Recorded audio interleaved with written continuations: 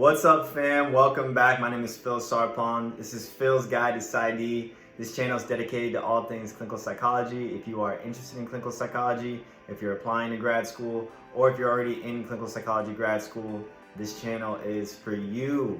So today we're going to talk about a special topic, and this topic is really important, guys. If you are already applying to grad school, or if you've already gotten an interview and you're waiting back to hear either accepted or not, this is a really important video, and this is something that I wish I would have done when I applied to grad school. And so I'm just going to jump right into it and tell you guys what I should have done when I applied to my clinical psychology programs. The number one thing that I should have done, guys, is that I should have followed up way more than I did. And what I mean by following up is that once I put in my application, right? Once I wrote my personal statement, I took my GRE, I sent my GRE scores in, I had all my letters of recommendation writers send in their letters.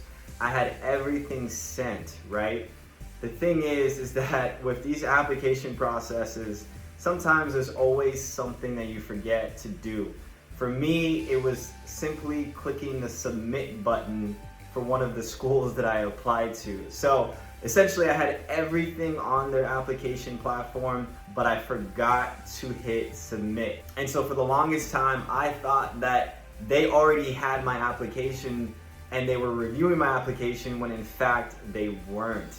And so this cost me valuable time, and thankfully everything ended up going okay. One of the admissions people reached out to me and said that they had everything, but I just had to click the submit button. So for these application processes, guys, do whatever you have to do, whether it's a spreadsheet or Word document where you are documenting step by step which school has what, and if you need to go back and submit something, or if you need to send a personal statement here, or if you need to send a letter of recommendation to this place, and whatever it is, make sure that you're organized in a way that you can keep up with all of the demands that these schools might individually have. And honestly, the best way to do that is to follow up with them. I honestly, personally should have followed up with this school just to make sure that they had everything. I could have just sent them an email or simply called them to say and ask, hey, have you received my GRE score? Have you received my letters of recommendation? Have you received everything, right? And then once I got that confirmation, I could basically go on to the next school or go on to whatever else I had to do for the application process. It might delay an invitation to interview. It might delay the whole process. You don't want to miss out on time, because time is really key in this application process. The other piece of advice is actually the same thing, that once you've put in your application, and let's say you receive an interview, right? Let's say you receive an interview, you've gone through the interview process, and now you're just waiting for your acceptance. Most schools will get back to you in about a week. But there may be a vast majority of people that do not receive those acceptance letters, because when they initially send those acceptance letters, the students that have, or the potential students that have those acceptance letters, they have, I believe, most of the interviews are in February, and then you get the acceptance letters, the first initial acceptance letters, either in the 3rd or 4th week of February, right? Most clinical psychology programs allow their students to wait until April to make a final decision. Which means that the school is basically has put a lot of their potential students on a wait list. And so determining on if I had gone with one school over the other, I would have told which school that I was going to accept the acceptance offer, and I would have told the other school that I wasn't going to go to their school, and that school would have basically gone into their wait list to see which potential student would be next, that they would send that acceptance offer to them, right?